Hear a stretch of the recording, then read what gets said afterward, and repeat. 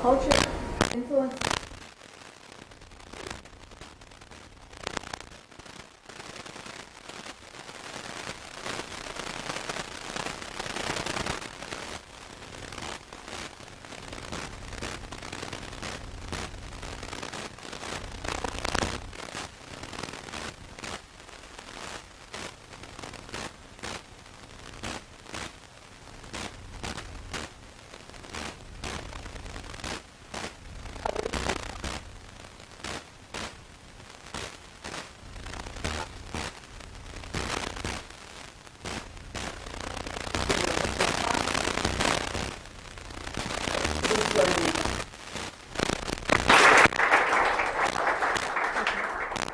Thank you, Paula, for your warm introduction. So thank you, everybody, for coming today, this morning, despite the sudden change in the schedule. So I really appreciate that. So I'm excited to have this opportunity to share my research on culture and emotion with you today. Okay, so in our lives, we all experience various kinds of negative events. So we sometimes experience social rejection or loss of a loved one, or we also often have experience conflict with those around us, or realize that we fail to live up to our ideas. And I'm interested in examining psychological processes people engage in when they face such negative life events. And in response to negative emotional events, people experience a cascade of emotional reactions. They range from quick initial emotional stimuli that may occur even out of consciousness, more slower, consciously feelings and expression of such emotional states during relatively later stages. And as already documented by numerous findings linking emotion to health, these emotional responses can have important downstream consequences on both physical and psychological health outcomes. And to understand the sequence of emotional processing, I have pursued two separate related lines of research. And in my first program of work, I focus on the fact that when individuals dealing with negative events, not all individuals respond to them in the same way. And in my study, in my research, examine culture as an important macro-social condition that contributes to meaningful individual differences in emotional processing. And in my second program of work, I more closely focus on the underlying processes through which emotional responses influence health outcomes. So, for example, when negative emotional experiences become really intense, this can cause a variety of negative psychological and physical health outcomes.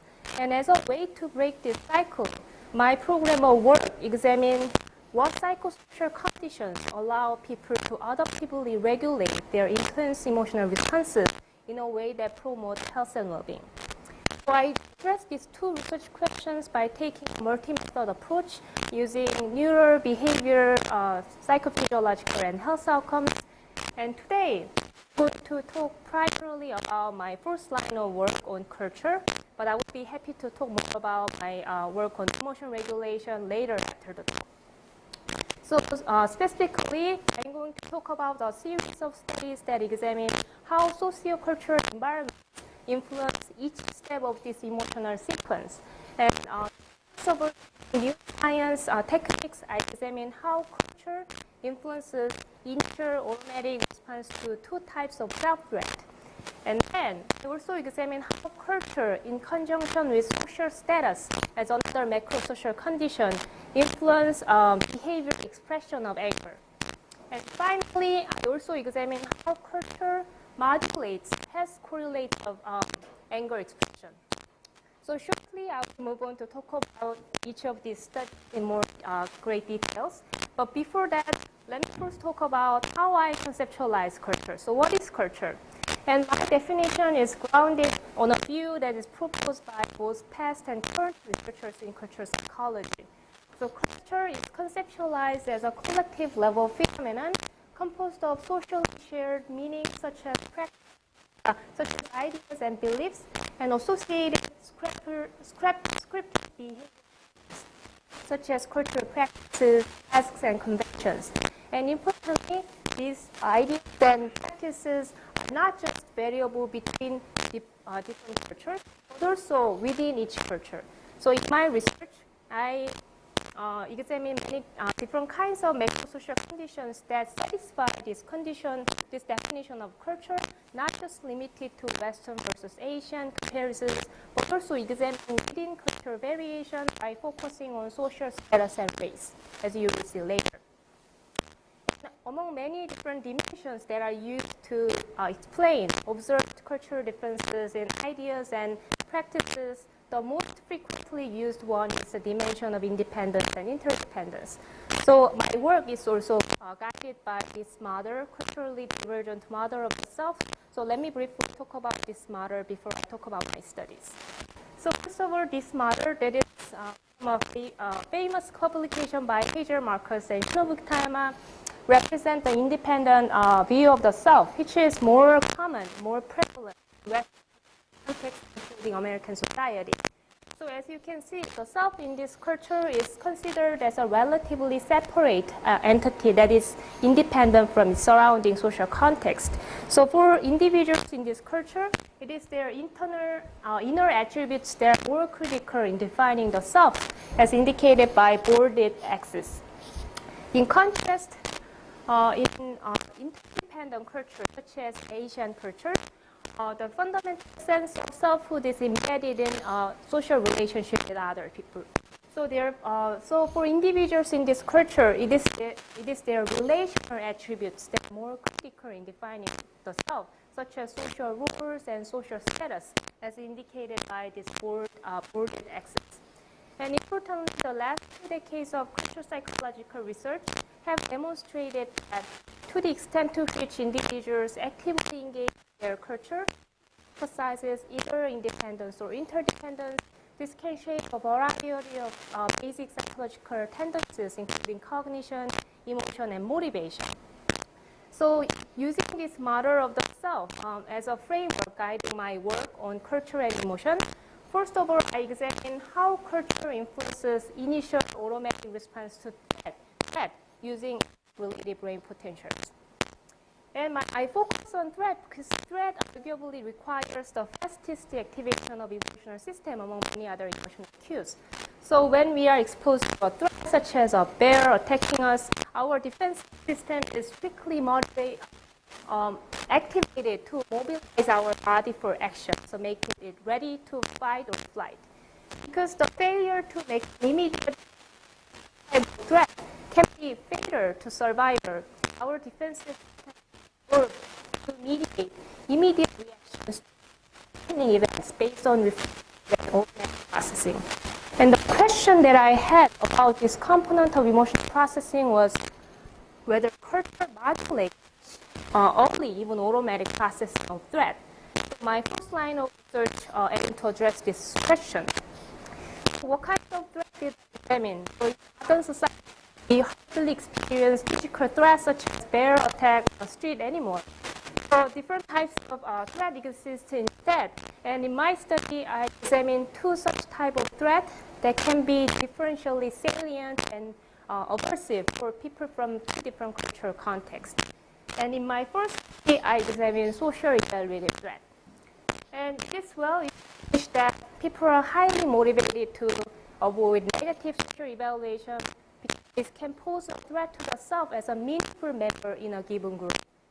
So given the fundamental human motivation for social belongingness, it's not surprising that when social evaluated threat is especially common trivial social tasks, which are asked to give a speech in front of the evaluators, this can cause a variety of negative psychological, physiological responses. But not all individuals are equally sensitive to such type of threat. So it may be expected that interdependent individuals such as Asians who tend to define themselves primarily based on social evaluations such as honor and face may be more sensitive to such type of threat compared to European Americans who tend to define themselves in reference to their internal attributes. So, and if indeed Asians are more sensitive to social evaluated threats than European Americans, it may also be expected that these individuals may be more vigilant of relatively subtle social cues signaling potential disapproval or social rejection. And I used an image of watching face as a potential threat of mind, so far as there's a good chance that this watching person is perceived as observing and evaluating the self. So the idea was tested in a face priming. So in this study, I had 18 Asians and 19 European Americans, and I had participants perform a simple computer task called flanker task.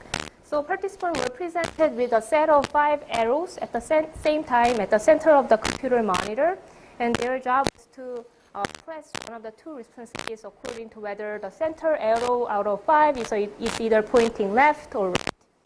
And importantly, right prior to the presentation of the arrows, I presented this human face as a priming stimuli, very briefly for about 100 milliseconds.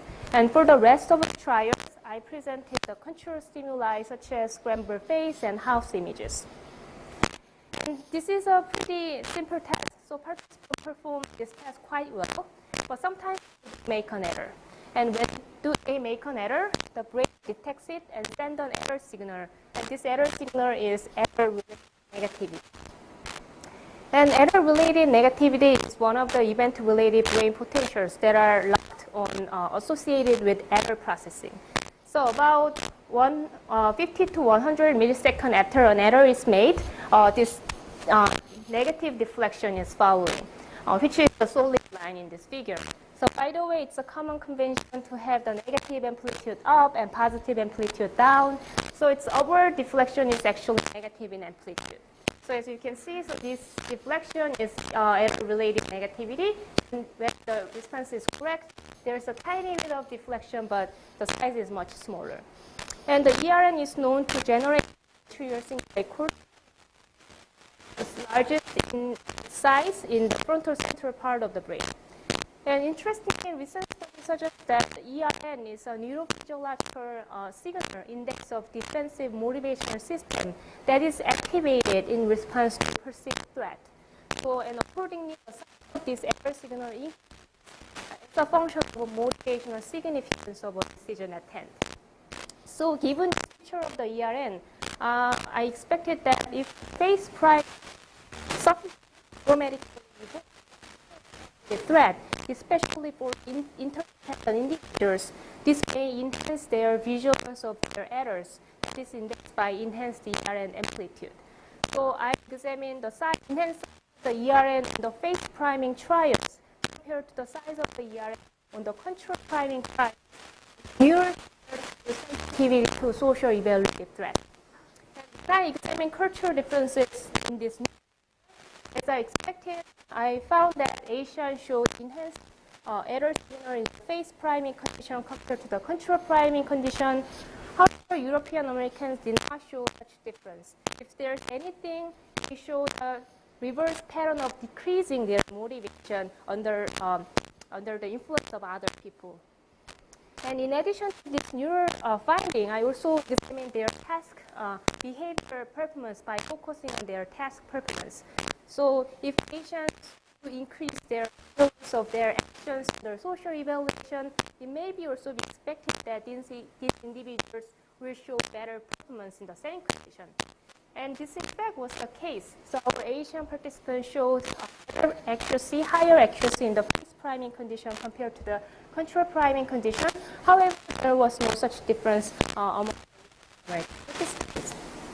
And finally, consistent with the view that interdependent were sensitive to social. I found that face priming effects of both ERN and accuracy were positively correlated with interdependence, meaning that the more interdependent individuals were, the greater ERN and higher accuracy they showed on the face priming condition compared to the control priming condition. Yeah. Just could you remind us about the speed of the content, how quickly they were presented, whether or not they were matched for facial features, and also the facial expression, just those two quick Right. It's a real great point.